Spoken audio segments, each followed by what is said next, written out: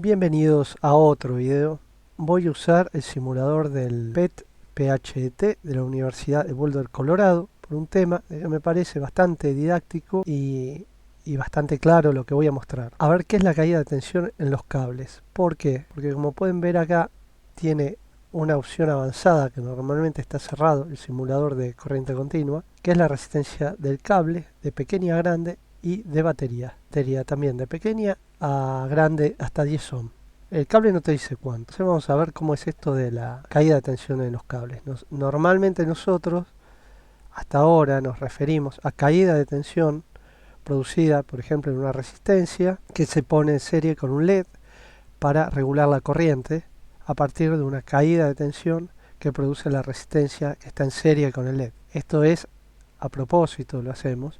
También lo vamos a utilizar para hacer divisores resistivos, que lo que hacen es también producir caída de tensión en determinados puntos para que otro componente le llegue la tensión adecuada para su funcionamiento. Pero ahora vamos a ver algo que ocurre en instalaciones que usan potencia, en general para la instalación de nuestras casas, de un comercio, de una fábrica, que también se refieren a la caída de tensión pero en los cables. ¿Y qué es la caída de tensión de los cables? Nosotros habíamos visto que si bien el material conductor de un cable, por ejemplo el cobre, es muy conductor, tiene una resistencia ínfima, pero tiene una resistencia.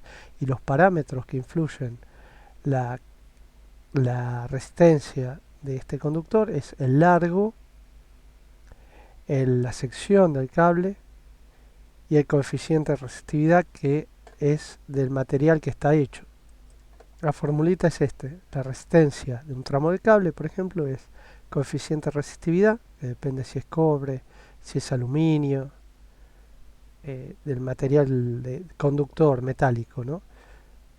Por longitud sobre sección. Más largo es, más resistencia. La sección aumenta, o sea, es más grueso el conductor, y la resistencia disminuye. Acá está inversamente proporcional. La longitud directa a la sección inversa. Entonces lo que vamos a hacer, vamos a dibujar un circuito rápidamente, y este circuito lo dibujamos con una batería que va a dar 120 volts.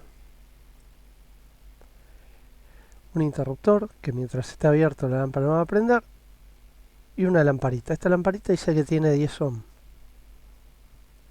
Y tenemos 1, 2, 3, 4, 5, 6, 7, 8, 9 y 10. ¿10 qué? 10 tramitos de este cable. Ahora, si nosotros ¿por qué les digo 10 tramitos y no puse un cable así y lo estiré? Porque es importante para saber qué resistencia tiene cada tramito de cable. Acá, si bien quedó un poquito más largo este, ¿no? Si lo giramos, vamos a ver que quedó un poco más largo. Bueno, no importa, igualmente lo vamos a más o menos nos va a servir para el cálculo. Ahora, el parámetro que tiene este simulador es la resistencia del cable, pequeña o grande. Ahí no te dice cuál es. Aunque yo cambie, no me dice nada.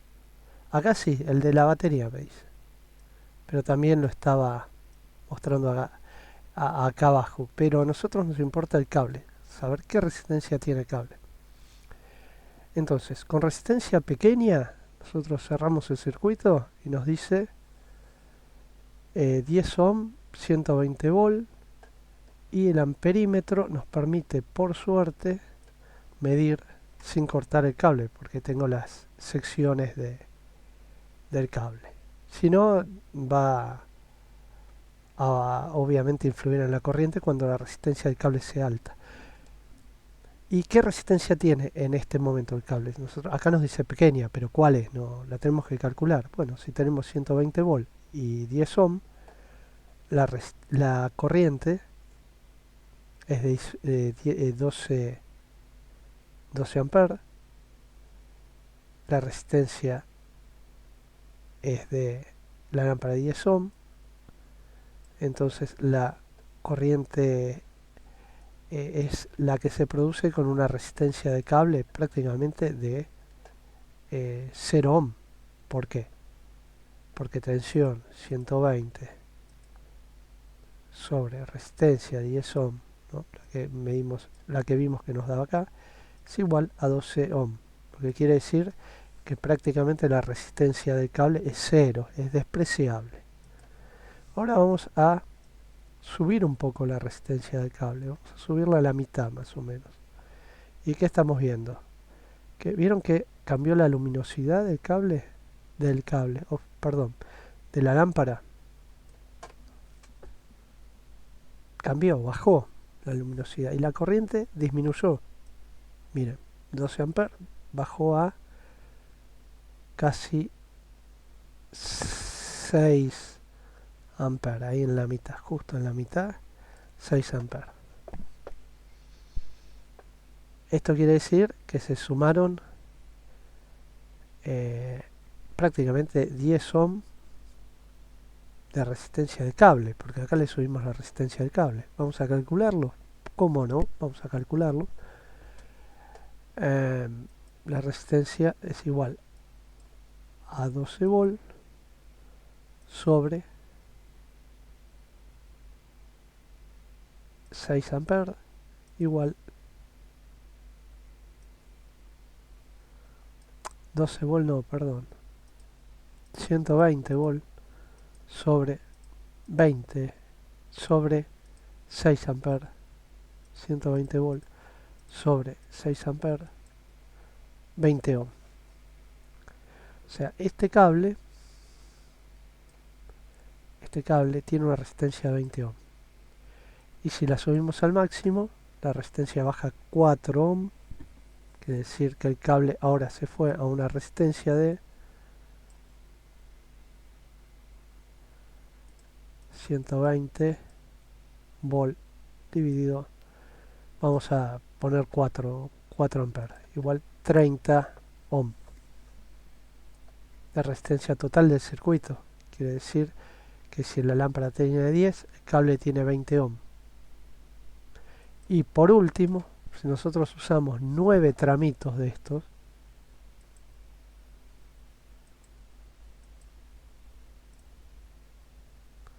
4, 5, 6, 7, 8, 9,